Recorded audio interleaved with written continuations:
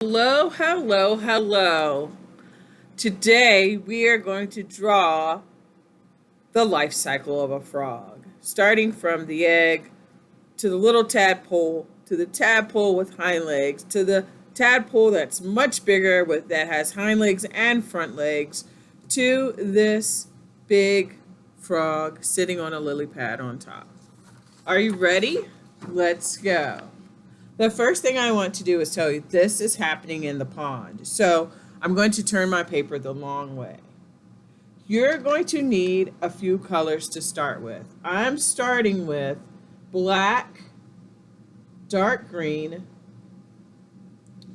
brown, red, light green or yellow green, and blue. Any kind of blue will do, but I like this true blue. Those are the colors you'll need to start with. Now, as you can see, my colors are well used and well loved, and that's okay. Let's start with blue. The first thing you need to do is find the middle of the page.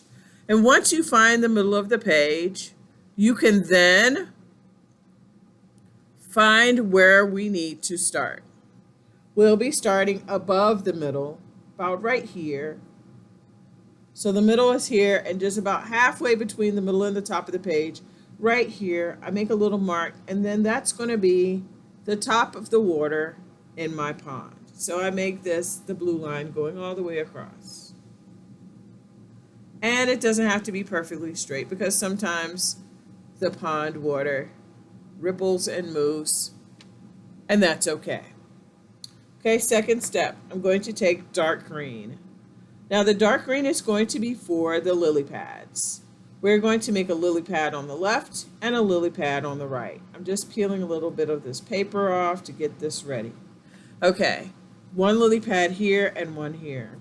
The lily pad is a really flat leaf that lays on the top of the water, so I'm going to make a short curved line like this one and another one right next to it. They're touching. I'm going to do the same thing on the other side. Curve, curve. All right, now you're ready to show that this lily pad is a plant. All plants have leaves and stems. The stem will come down like a wavy line that comes all the way down to the bottom of the page. And then right beside it, you'll draw its twin, another line right beside it, so this stem can be colored in later. We're just going to draw everything first and color in later. So I'm taking my time so I can make the twin to that first line. Very good. So lily pad with the stem. Okay, so this lily pad needs a stem too. And right here between where these two curved lines meet in the middle, that's where the stem comes down. And let's take our time right beside it and make the twin for it, the twin for this line, so that voila, you have the stem going all the way to the bottom of the pond. At the bottom of the pond, there are some rocks. I'm going to use brown to draw the rocks. And the rocks are going to be different sizes, and so I'm going to use curved lines that are touching and overlapping one another, different sizes.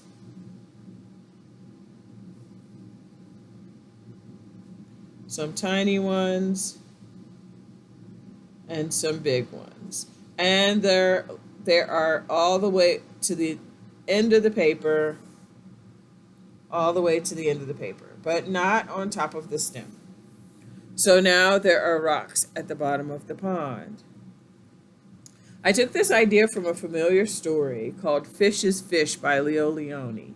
And so for you, my dear students, I want you to see how we can use this scenario, this setting, this place where frogs live and lay their eggs and swim around, and tadpoles grow and become mature frogs or adult frogs.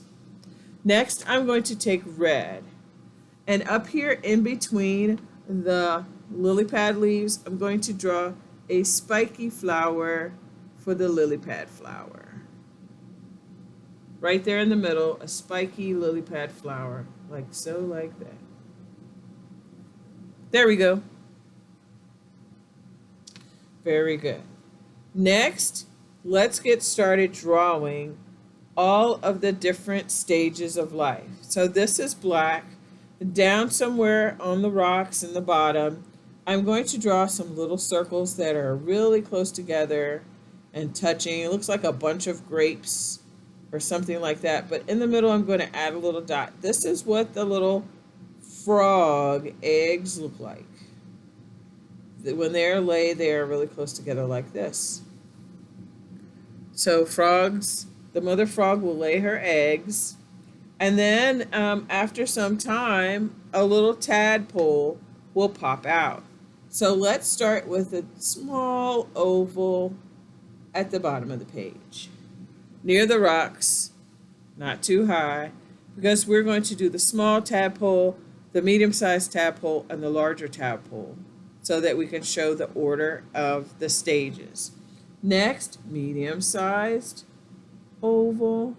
Next, larger oval, because over time this tadpole is growing larger and larger and getting more legs. I'm going to take black and give each tadpole a little eye on the side. The tadpole is facing this way. Very good. I did that with black. Okay, keep all your crayons handy because we're going to be switching back and forth with different of these essential colors, these 5 or 6 colors. It's 6 of them, yes, these 6 colors. Okay, a little line. Well, I'm going to make this a long line because at first the tadpole looks more like a little fish. And then this one will have a medium-sized line, and then this one will have a short line. So the tadpole is long line. The tiny tadpole has a long line. This has a medium line, and this one has a short line because over time the tail shrinks. Next, I'm going to go up and around that line, and there's my little tadpole. I'm going to do it again. Go out and around the line. The tail is getting shorter, and then this one out and around the line for the really short tail. They look like fish at first. That's why the story is called Fish is Fish, because in the story, a little fish made friends with a tadpole. And they thought they were alike, like they were like brothers. They were bros. So I'm going to draw the fish with another oval here. I grabbed a purple. Purple is my go-to color. Some of you may know that about me. I'm going to make an eye right here so the tadpole and the fish are facing each other. So the fish is facing the tadpoles. I'm going to add a tail, a fish tail, which has a different shape than a tadpole tail, and add fins on the top and bottom, like so. Okay, let's get back to these tadpoles. The little tadpole has no feet, but the medium-sized tadpole has hind legs that are coming out. So I'm going to start with a little line right here, and I'm going to make it sort of look like an oval. And then I'm going to make a little straight line right there for a hind leg. And then I'm going to draw 1, 2, 3 toes. That's all it has right now. And then up here, I'm going to make that hind leg a little bit bigger because the tadpole is a little bit bigger. And I'll make this part come down and add the 3 toes. 1, 2, 3. As you can see, it's getting bigger. But then it also has the front legs coming out, so I add just a thick line right there, and 1, 2, 3. So this is almost ready to be an adult frog. Needs a little bit more time in the water. But up here on the lily pad or wherever you have space, my lily pad over here looks like there's space for a frog. Doesn't look like there's space right here. I'm going to draw an adult frog by making the oval go this way. And then add some ovals here on the side for those legs that are sitting right there. Ooh, he's almost fallen off into the water. That's okay. It's okay. It's okay. This frog is facing the front, so let's do 2 eyes. Let's add the legs. So the foot is sitting here, so I'm going to add 1, 2, 3 little toes sticking out there, and 1, 2, 3 little toes sticking out right there. I really had to use my muscles to make it show up good. Okay, and then there are the arms in front, so I'm going to make this one and this one with those little feet there and those little feet there. So there is, oh wait, the mouth. I make a big wide smile. Cute frog. And I think I'm even going to make it have the tongue sticking out to catch a fly. I think it curled at the end to catch a fly.